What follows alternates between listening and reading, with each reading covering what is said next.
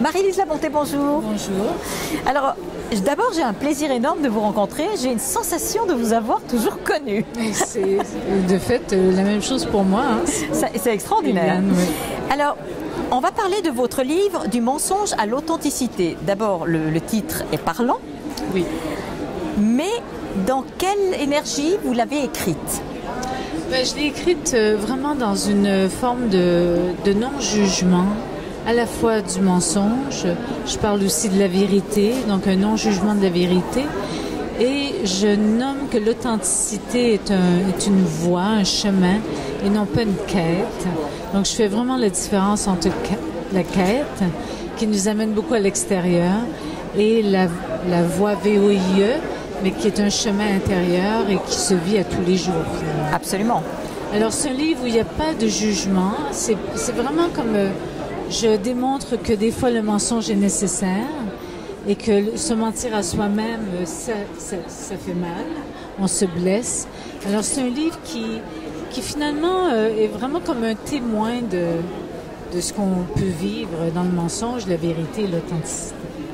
Alors, quand on parle de mensonge, pour vous, vous l'avez écrite en rapport d'un fait que vous avez vécu ou qui vous a marqué, ou à travers des expériences? C'est plus en tant que thérapeute. Oui, que psychothérapeute, que j'ai été témoin du chemin d'authenticité, entre autres de mes élèves qui sont en formation avec moi. D'accord. Et qui est un chemin quand même où, quelquefois, ils auraient envie de retourner à l'ancienne vie de mensonge, où on est dans des prisons dorées, entre guillemets. Un confort. Oui, une forme de confort, et que le chemin vers l'authenticité, c'est un dépouillement aussi, et oser être vrai.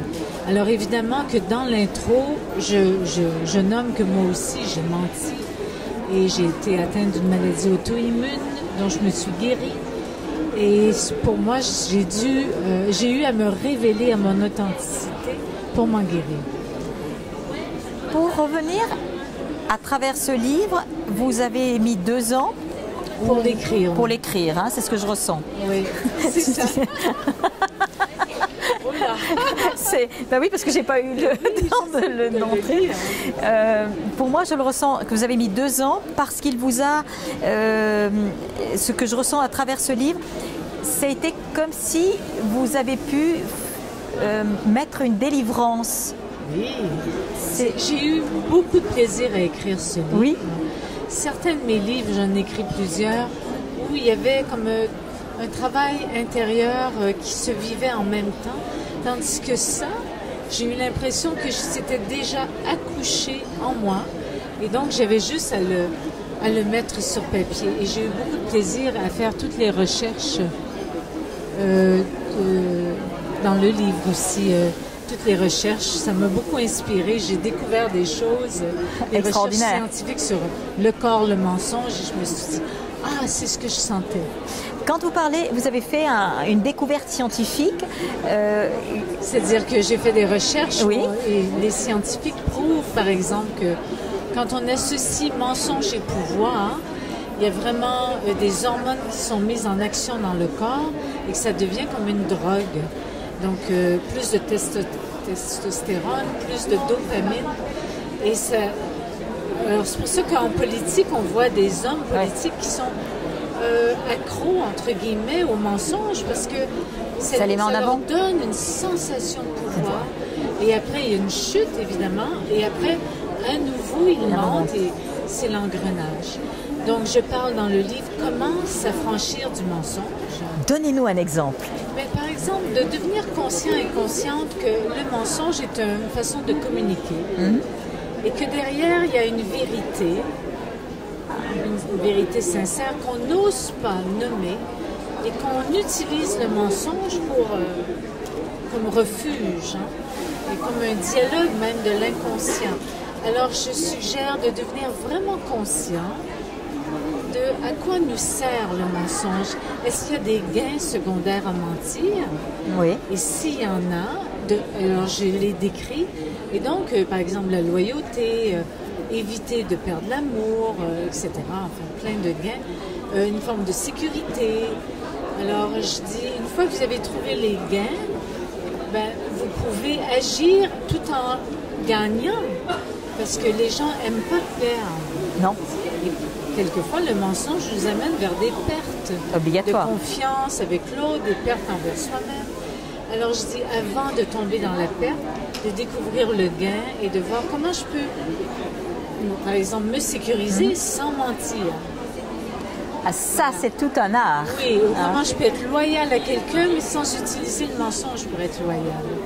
Je trouve ça extraordinaire parce que c'est beaucoup de profondeur. Ça demande aussi d'avoir du recul sur soi-même et d'être honnête avec soi. Voilà. D'être honnête avec soi-même. Une connaissance de soi. Oui. Et je pense que c'est nécessaire Absolument. pour cheminer dans la vie. Sinon, on est porté par nos fausses personnalités, nos protections, nos armures.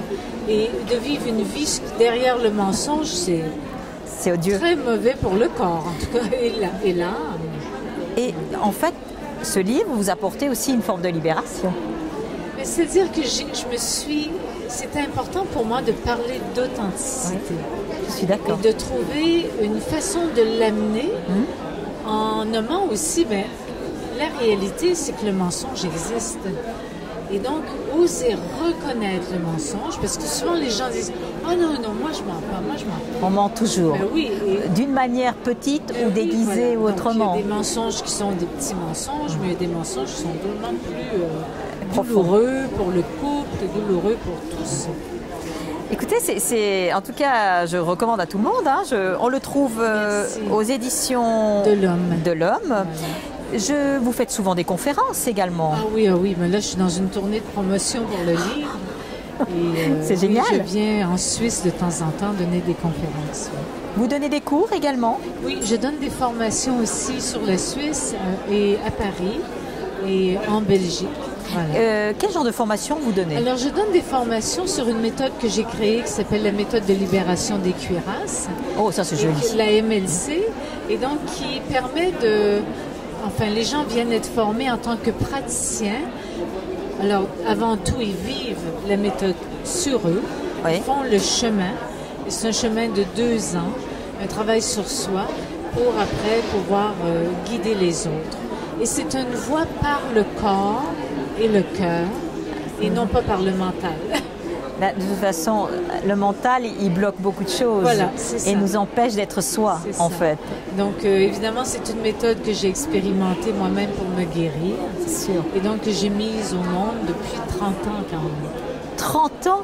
Oui. Mais vous faites tellement pas voir. Oui, je sais, j'ai commencé jeune. C'est extraordinaire. Mais c'est génial, ça. Oui. Alors, moi, vous avez combien de livres à votre actif? 9 livres. 9 livres. Quels sont les autres sujets? Alors, il y a le livre Au cœur de notre corps, là où je parle des cuirasses et je donne beaucoup d'exemples. Il y a aussi un livre toujours sur le corps qui est les mouvements d'éveil corporel, qui sont un livre guide où il y a un DVD où on me voit en mouvement et je guide les gens à vivre ces mouvements. D'accord. Qui sont des mouvements qui sont très libérateurs, de tension physique et psychique, et émotionnelle aussi. Et j'ai écrit un livre aussi sur les épreuves, parce que j'ai connu quand même des bonnes épreuves dans ma vie. Oui. Et par le fait même, j'avais besoin, ça s'appelle le point de rupture. Comment guider les gens à vivre l'épreuve sans essayer de trouver immédiatement un sens construit, de prendre le temps de vivre ce vide qu'est l'épreuve. C'est génial. Oui.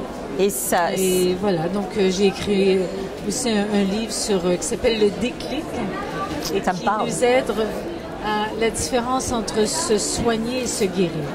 Quelle est la différence entre se soigner et se guérir? Mais se soigner, c'est nécessaire, c'est la première étape, on est dans la survie. Et se guérir, c'est vraiment passer à l'étape où on amène les réels changements. Parce qu'on peut être dans le cercle vicieux, je me soigne, mais jamais aller derrière. Oui, c'est juste. Qu'est-ce qui crée que je suis toujours en train de me soigner? Il y a une raison. Donc, la première étape, c'est se soigner, puis à un moment donné, quand on se pose des vraies questions, qu'est-ce qu'il y a derrière? Quel est le sens profond de mes symptômes ou de ma maladie? C'est génial. En tout cas, j'ai eu beaucoup de plaisir. Merci. Vous avez un site internet? Oui, et à mon nom, Marie-Lise La Bonté. Il n'y a pas d'accent. Ah ouais. .com. Parfait. Oui. Et est-ce qu'on peut vous écrire?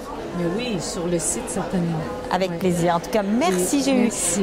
Ça m'a beaucoup touché notre rencontre. Merci. Et puis je vous dis à bientôt au prochain livre. Merci beaucoup. Merci Marie-Lise. Merci.